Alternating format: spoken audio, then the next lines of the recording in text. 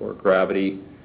It allows them to lift the sewer effluent up so it can then be taken to a gravity line to connect to the wastewater treatment plant. This is at this sewer lift station is outside the city limits.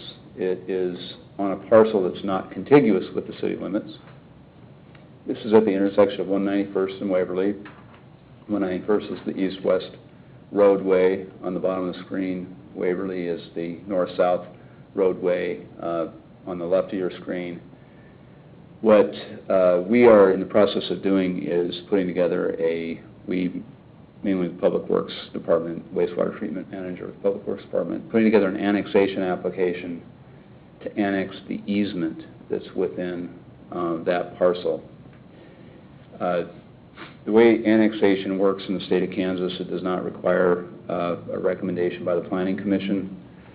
There is no zoning regulation, there's no ordinance in our zoning code or in the Gardner Municipal Code that dictates that it go before the Planning Commission. However, annexations are an important long-range planning consideration. They have a lot of impact, a lot of considerations go into an annexation. We feel it's appropriate to inform you of this application. It also raises some of the discussion we've had with the City Council about potential annexations. And so with that, maybe I'll go to the presentation slides, unless you have a question about that. And I can give you a better orientation of where that's located on these other slides as well. So what we've done is condensed a presentation we made to the City Council a couple weeks ago.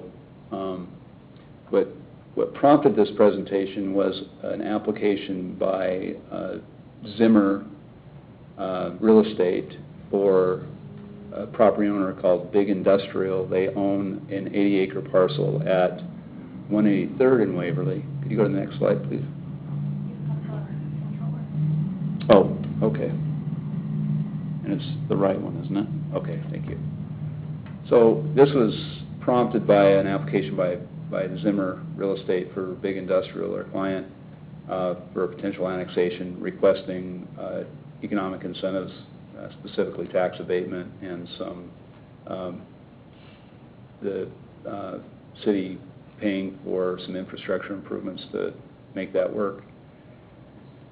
So with that, staff felt it should be presented in the context of the potential growth areas. And so that's the second part of the presentation.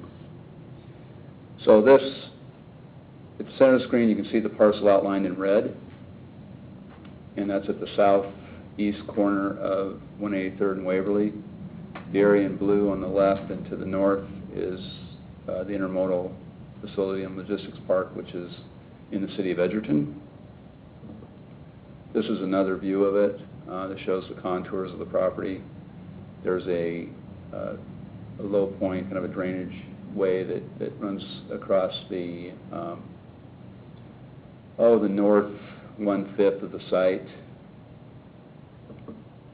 This is a view of the site looking north.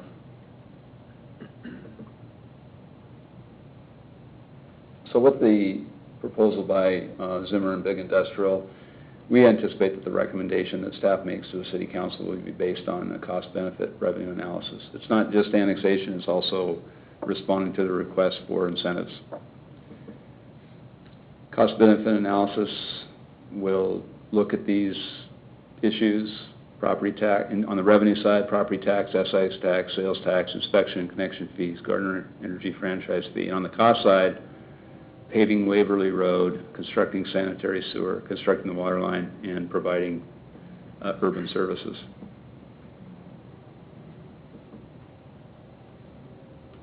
More generally, in terms of annexation of potential growth areas, the considerations are economic development, development feasibility, access, the fiscal impact, and the community character and quality of life, and long-range planning concerns. A lot of this, under normal circumstances, there will be policy in the comp plan that provides some direction about annexation. the current comprehensive plan, the community development plan, provides some direction. So the decision-making process is very important to understand. The city council makes a decision. The city has the power to make their own decisions about annexation when land adjoins the city and written consent is provided by the owner. Under some conditions, land adjoining the city may be annexed without the owner's consent. It's the Board of County Commissioners' decision when land does not adjoin the city and is not owned by the city and written consent is provided by the owner. In that case, a proposal is brought before the city council. City council makes a recommendation. It's a decision, but it's not final until the Board of County Commissioners has approved it.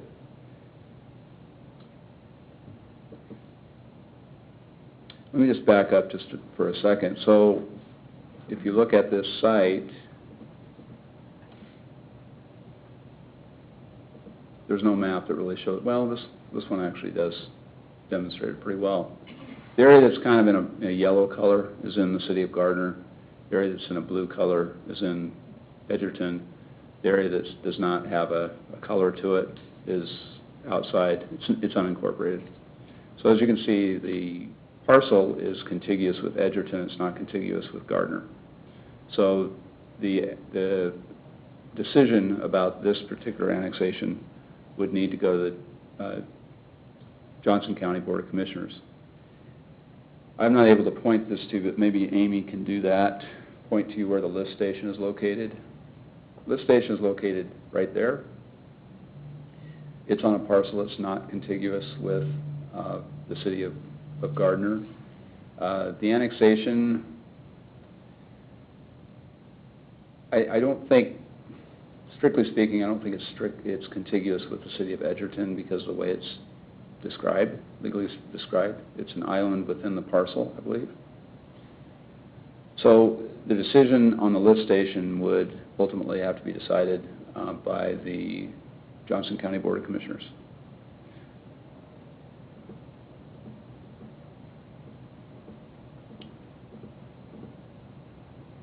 So rather than make decisions about annexation without considering the alternatives and the benefits, costs, we put a presentation together for the City Council that looked at these 6 potential growth areas. Keeping in mind that when an area is annexed, it isn't necessarily annexed in large chunks like this. If it's brought to us by a private property owner, it's going to be usually a parcel at a time or parcels in common ownership at a time. But we, just for sake of discussion, we looked at these 6 areas. The area that we just looked at in detail is area number 1, the Waverly Road area. And I need to give credit to Amy. Amy put these maps together. Amy's kind of our map expert, and she did a pretty good job on these maps. The Waverly Road area looks like this.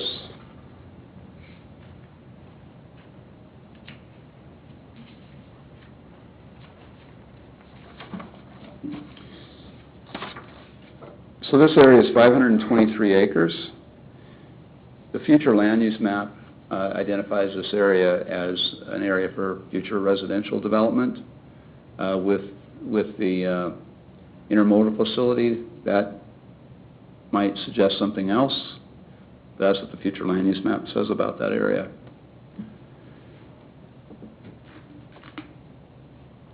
This area is at the corner of well, it's at the 175th and I-35 interchange.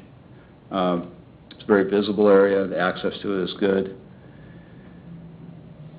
And it's an area of 1,174 acres. This is another area. This is at the corner of what's the Gardner Road interchange, but on the south side. There is some land on that side that is in the city. There are limited services to this area. And this area is a little over 1,000 acres in size. This is what we call the